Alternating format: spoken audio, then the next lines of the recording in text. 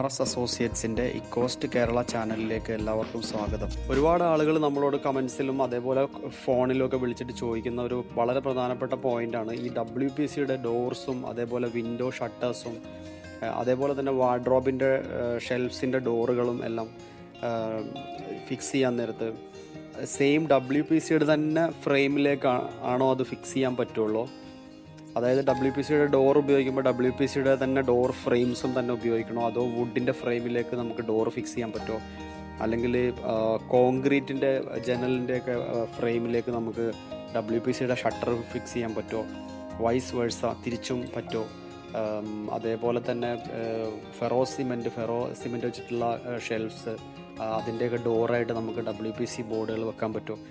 ഇങ്ങനെ ഒരുപാട് ആളുകൾ കോമ്പിനേഷനായിട്ട് വർക്ക് ചെയ്യുന്നതിനെക്കുറിച്ച് ചോദിക്കാറുണ്ട്. ഇതിപ്പോൾ നമ്മളുടെ ഈ വീഡിയോയിൽ നമ്മളുടെ മെറ്റീരിയലിൻ്റെ ഒരു സ്ക്രൂ ഹോൾഡിങ് ഒന്നുകൂടി ഒരു കസ്റ്റമർ ആവശ്യപ്പെട്ടതുമായിട്ട് ബന്ധപ്പെട്ട് നമ്മൾ ഒന്നുകൂടി സ്ക്രൂ ഹോൾഡിങ്ങിൻ്റെ ഒരു ടെസ്റ്റ് ചെയ്തിട്ട് നമ്മൾ കസ്റ്റമേഴ്സിൻ്റെ വീഡിയോ അയച്ചു കൊടുക്കുന്ന ഒരു വീഡിയോയാണ്. അത് ജസ്റ്റ് നിങ്ങൾക്കായിട്ടൊന്ന് ഷെയർ ചെയ്യുകയാണ്.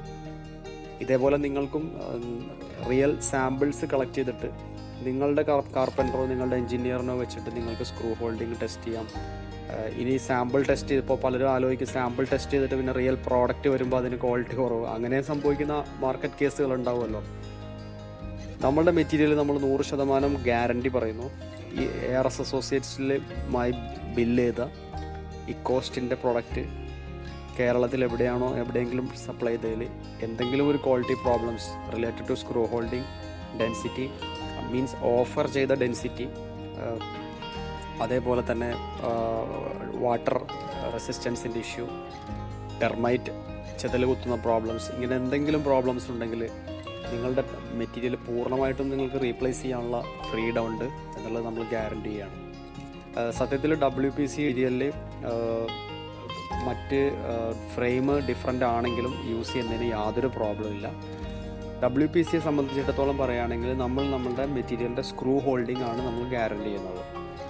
അപ്പോൾ ഏതൊരു സർഫസിലേക്കാണോ അത് ഫിക്സ് ചെയ്യുന്നത് ആ സർഫസിന് ശരിക്കും നല്ലൊരു സ്ക്രൂ ഹോൾഡിംഗ് ഉണ്ടാകേണ്ടത് ആ ഒരു മെറ്റീരിയലിൻ്റെ ഒരു റിക്വയർമെൻ്റ് ആണ്.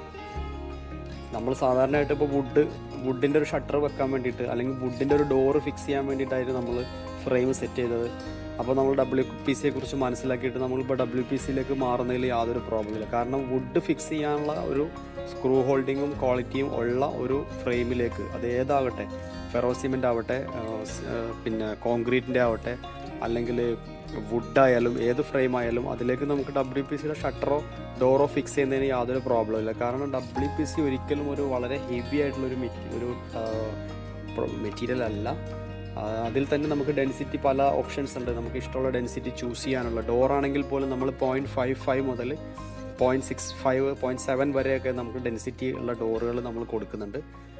അതേപോലെ തന്നെ ഷട്ടർ ചെയ്യാൻ നേരത്ത് നമുക്ക് ഇഷ്ടമുള്ള ഡെൻസിറ്റി കുറഞ്ഞ മെറ്റീരിയലോ കൂടിയ മെറ്റീരിയലോ നമുക്ക് ചൂസ് ചെയ്തിട്ട് നമുക്ക് ഷട്ടർ ചെയ്യാനുള്ള ഓപ്ഷൻ ഉണ്ട്. അപ്പോൾ അതുകൊണ്ട് ആ ഒരു കോമ്പിനേഷനായിട്ട് നമ്മൾ ഉപയോഗിക്കുന്നതിന് യാതൊരു പ്രോബ്ലം ഇല്ല. ARS associates, all Kerala, head office, Kochi.